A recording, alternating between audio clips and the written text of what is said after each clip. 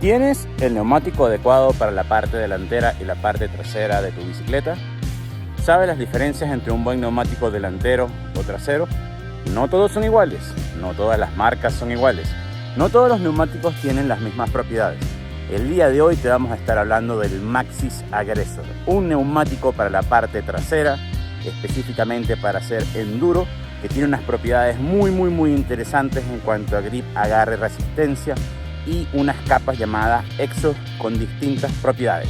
Vamos a estar explicando la composición del neumático, cada una de ellas, y vas a ver y vas a estar seguro por qué este neumático es una muy buena opción para la parte trasera de tu bicicleta.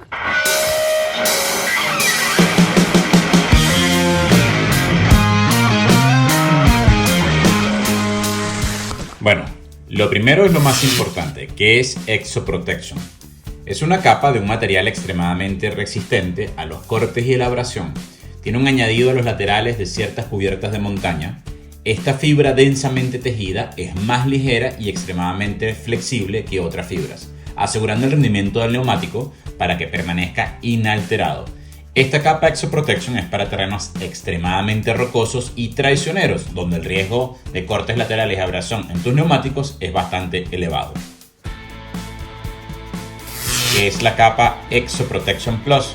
Es una capa extremadamente para terrenos infernalmente rocosos y muy traicioneros, prácticamente con cuchillas en el suelo, donde literalmente una cubierta normal se vería rápidamente cortada y dejarías tus aventuras de lado. Entonces esta cubierta es extremadamente resistente a la abrasión. ¿Qué es Double Down? Es el siguiente paso en la evolución del Double Ply para cubiertas de enduro. Son dos capas de envoltura de 120 TPI que vienen reforzadas con un inserto de butilo y proporciona apoyo y protección para el descenso, pero en un diseño más ligero que el anterior. Hablemos de las características del Maxxis Aggressor. Presenta dos tacos o dos líneas de tacos laterales que son bastante prominentes y que proporcionan un agarre sensacional en las curvas, y viene acompañado con una línea central bastante prominente en una proporción de 2-3-2, con tacos de igual característica que los laterales, que a pesar de que lo hacen un neumático de bastante agarre, igualmente es un neumático muy rodador y no un neumático que te deja el lastre al suyo. Si bien es un neumático que presenta bastantes tacos, no pierdes versatilidad en el terreno y es un neumático que te permite rodar bastante bien.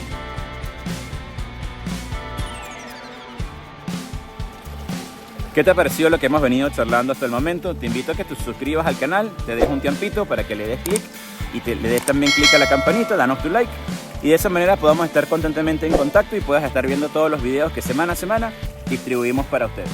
Comparación entre versiones. El Maxxis Aggressor viene en presentación 29x2.5 y 29x2.3. Sin embargo, a pesar de que ambos neumáticos son de una rueda 29, el ancho es distinto. Hay un 0.2 de diferencia entre una y otra presentación. Y más allá del ancho, también hay diferencias en cuanto a las especificaciones de los milímetros para los tacos, tanto laterales como centrales.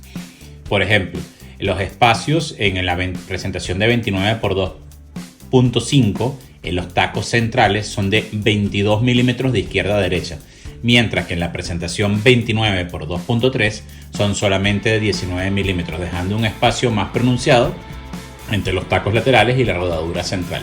Lo mismo podemos apreciar también con los tacos que son separados en relación a los laterales, donde son de 5 milímetros para la presentación de 29x2.25 y para 29x2.3 son de 4 milímetros, siendo un poco más pequeños que la anterior presentación. Comportamiento en terreno.